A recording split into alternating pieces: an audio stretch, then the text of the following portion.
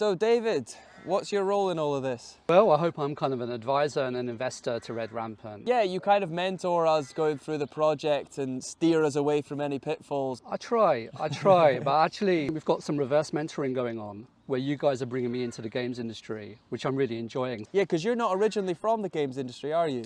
No, very much corporate e-learning. So the business I built up services most universities in the UK. So I'd like to take some things from the games industry, take it into my world of corporate learning. I remember a story you told us about how when you were back in your university days, you were loving writing D&D stories, but then you chose the corporate e-learning. But it sounds like this is what maybe would have happened if you made that different decision. This is me hitting the rewind button and sort of revisiting, you know, a slightly more creative outlet. I get to kind of live again my early entrepreneurial days through yourself and Chris as you sort of make your start on this venture. You were an entrepreneur yourself. You made your own company and started from the bottom, built all the way up. Now you can bring that experience into us and our project, whilst also being able to bring in a bit of capital to keep the project going and hit our creative goals. There's various things you can invest in, and I wanted to invest in a Scottish historical video game. How did you first find out about the project? I was literally researching historical games, and I was sort of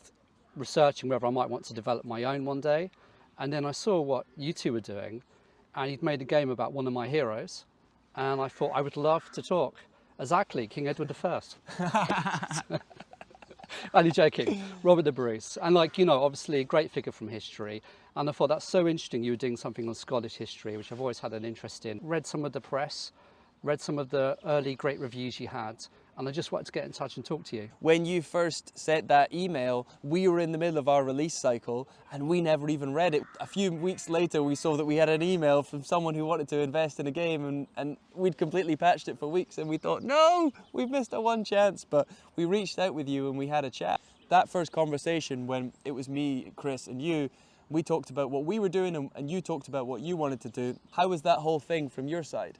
With any project like this, there's risk. But speaking to you both have infectious enthusiasm for the project. You'd already taken it quite a long way.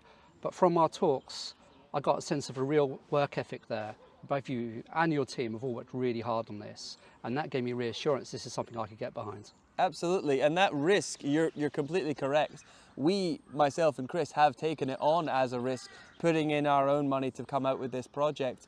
But there is a kind of certainty to that risk. The guarantee there is that we were always going to come out with a project that we were really proud of. And we were okay with knowing that the worst case scenario is we make a cool video game that's really important to us. You talking there about the enthusiasm, that passion drove this project, and it drove it through years of many different situations, us having other jobs and putting our money and spare time into this project because we really cared about it and we knew it could be great. It was great to speak to you all that time ago and hear your recognition for our ethics, where you actually care about the people that you work with. You don't put them on 60-hour weeks and crunch everything into oblivion till people can't see daylight or their families. We kind of cared about being open and honest. We cared about respecting the time of our workers, flexible hours, and caring about the mental health of the people that we collaborated with. A lot of people would try and be a bit more cagey, a bit more play their cards right, show their good side and hide the bad side, but that openness and that honesty spoke to you, didn't it? It did. In my early years running my business, some people said you're being naive, David. You're being too open, you're being too trusting. But it worked really well because I built a really loyal team. So when we met, and with Chris too, I felt a sense of shared values. And that was something, probably the most important thing that helped me get behind this. Our ethics hadn't really paid back until then. There's this thought space of, would we have been better off exploiting our workers to get a better product? And we never would have made that decision. We're not about making this as a corporate cash cow that we squeeze and squeeze and squeeze until we get everything out of it. Doing this in an unethical way is almost unimaginable. So it's great to see a like-minded person recognizing that and wanting to work along those lines.